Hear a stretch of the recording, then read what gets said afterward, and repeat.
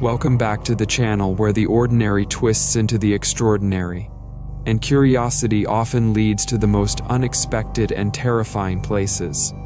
Tonight's tale comes from a new subscriber, Grace from Vermont. Grace's story is a chilling account of her family's encounter with a remote village that wasn't on any map, a village where the locals were not just strange, but hiding something dark and ancient. Settle in for this unnerving tale of a place that will make you think twice before venturing off the beaten path. Let's begin. Dear Mr. Phantom Knight, my name is Grace, and I'm from Vermont. My family has always been a tight-knit unit, and when my husband David and I decided to leave the city and move somewhere quieter, we thought it would be the perfect fresh start for our two kids, Emma and Jack. We wanted a place where they could grow up surrounded by nature, far from the hustle and bustle of city life. But what we found was something we never expected, a place that wasn't just forgotten by time, but one that time itself seemed to avoid. It all started when David and I came across a listing for a large old house in the countryside. The price was unbelievably low, and the photos showed a beautiful, if slightly worn, Victorian-style home nestled in a valley surrounded by dense woods. It seemed like a dream come true.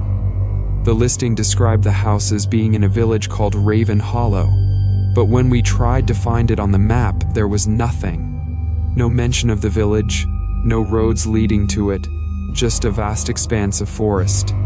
We thought it was odd, but the idea of discovering a hidden gem, a place not overrun by tourists or development, was too tempting to pass up.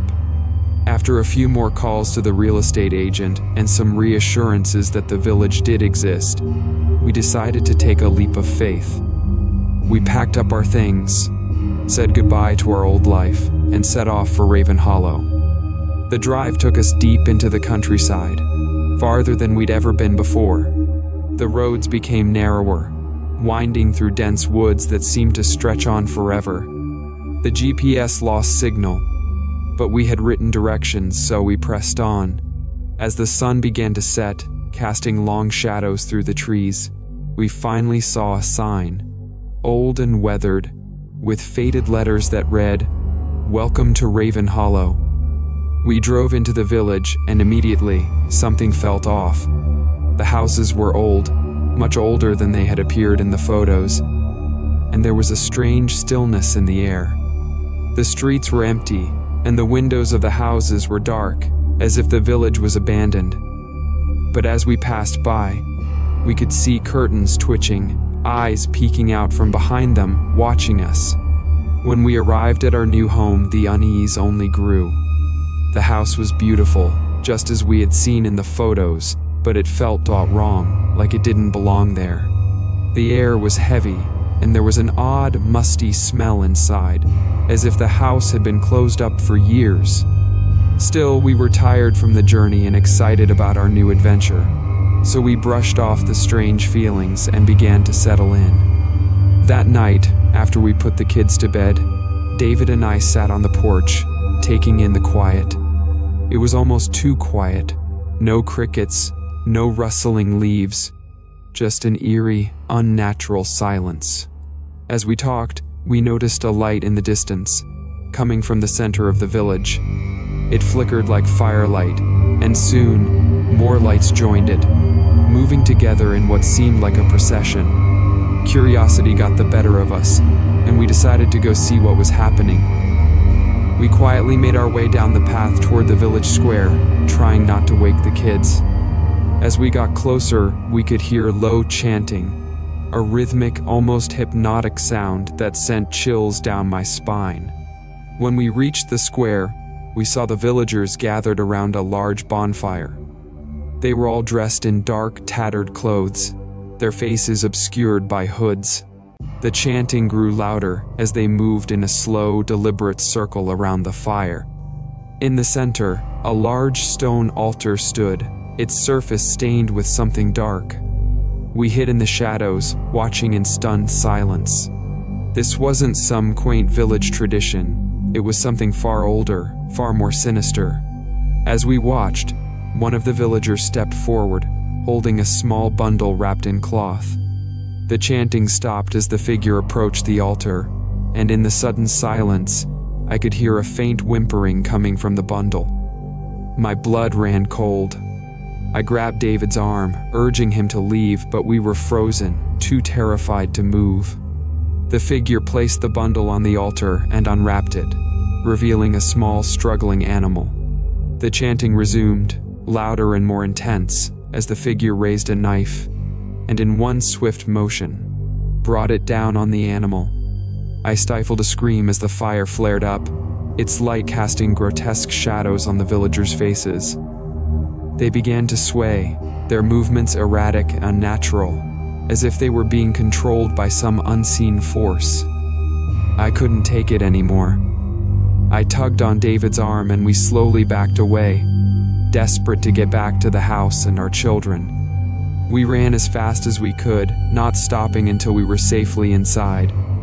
We locked the doors, checked on Emma and Jack, and sat in the living room, trying to make sense of what we had just seen. But there was no making sense of it. We were in a place that didn't follow the rules of the world we knew, a place that had its own dark secrets. The next morning, everything seemed normal. The village was quiet again, and the villagers we saw were going about their business as if nothing had happened. But the memory of that night was burned into our minds. We debated whether to pack up and leave, but where would we go? We were miles from anywhere, and part of us didn't want to believe what we had seen. Days passed, and the villagers continued to act strangely. They were polite enough when we spoke to them, but their eyes always seemed distant, their smiles forced. At night we would hear strange noises outside, whispers, footsteps, and the occasional distant chant carried on the wind.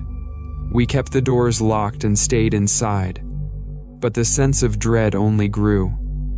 One evening, about a week after we had moved in, Emma came to us with a worried look on her face.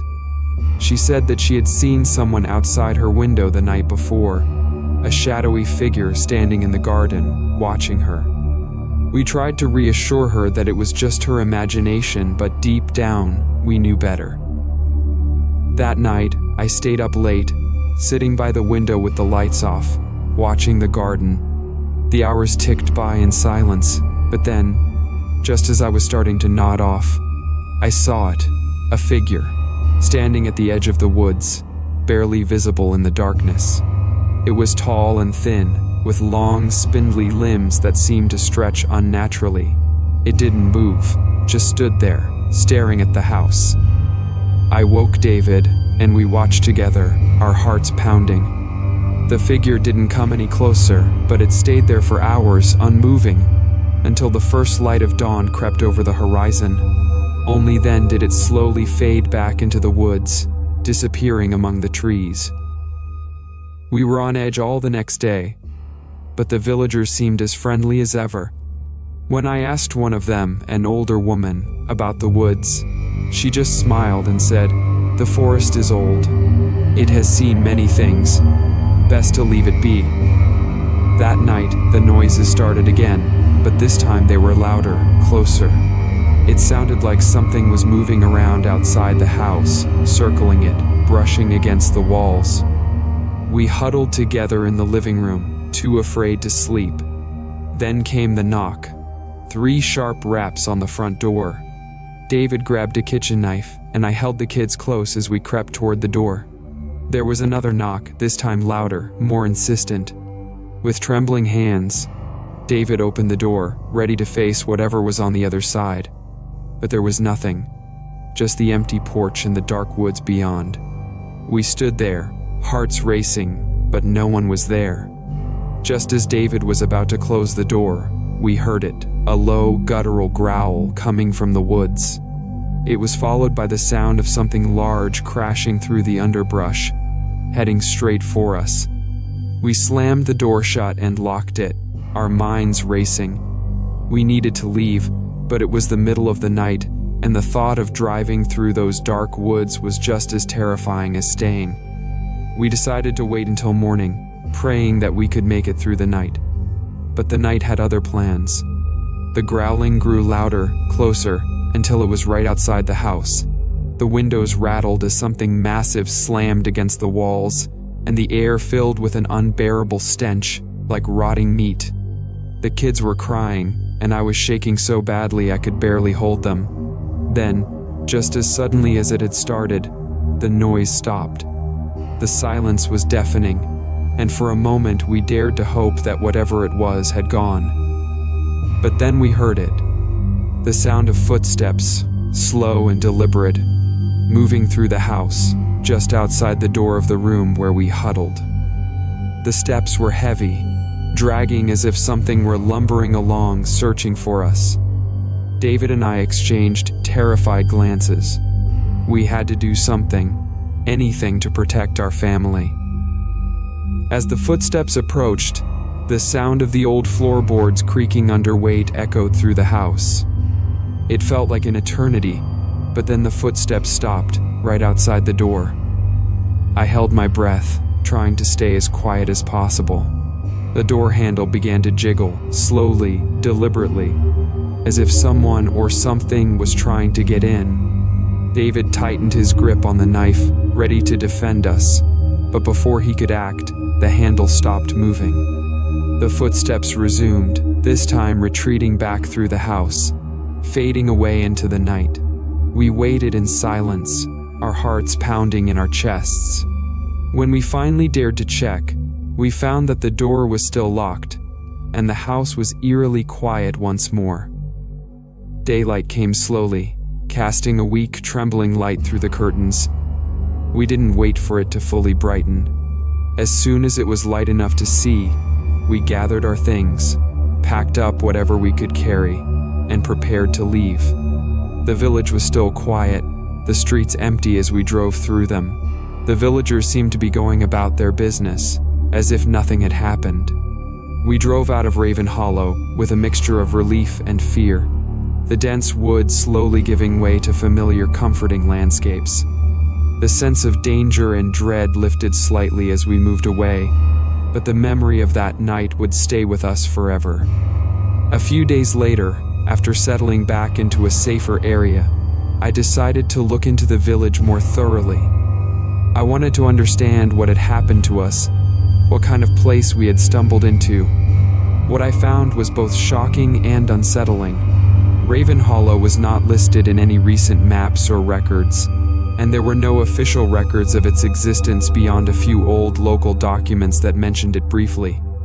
According to local folklore, the village had been founded centuries ago by a group of settlers who had practiced ancient rituals and worshipped dark, forgotten deities. Over time, it had faded into obscurity, its practices becoming more secretive and its population dwindling. The more I read, the more I realized that the rituals we had witnessed were part of a long-standing tradition, one that involved sacrifices and dark ceremonies intended to appease ancient spirits or deities. The villagers' behavior, the strange occurrences, and the oppressive atmosphere were all part of this disturbing history. I tried reaching out to the real estate agent who had sold us the house, but they were unresponsive. It was as if they had vanished, or were deliberately avoiding any inquiries about Raven Hollow. The only thing I could do was share our story and warn others. I hope that by sharing this, I can prevent someone else from experiencing what we went through. Raven Hollow is a place shrouded in darkness and secrets, a village that time itself seems to avoid. If you ever hear about a hidden village or come across a place that feels off, trust your instincts and stay away. Some places are best left undisturbed. Thank you for taking the time to read my story. I hope it serves as a warning and a reminder of the dangers that can lurk in the shadows of forgotten places. Grace's harrowing tale of Raven Hollow is a chilling reminder that some places are best left unexplored, no matter how tempting they may seem. If you found this story as unsettling and intriguing as I did, make sure to hit that subscribe button so you never miss a spine-chilling episode. Your support means the world to us, and it helps us continue sharing these unsettling tales from the dark corners of our world. Don't forget to like and share this video to spread the word and help others stay safe. Stay curious, but always be cautious. Sometimes, the scariest stories are the ones that come from real life. Until next time, keep your lights on and your doors locked. Thanks for watching, and see you in the next story.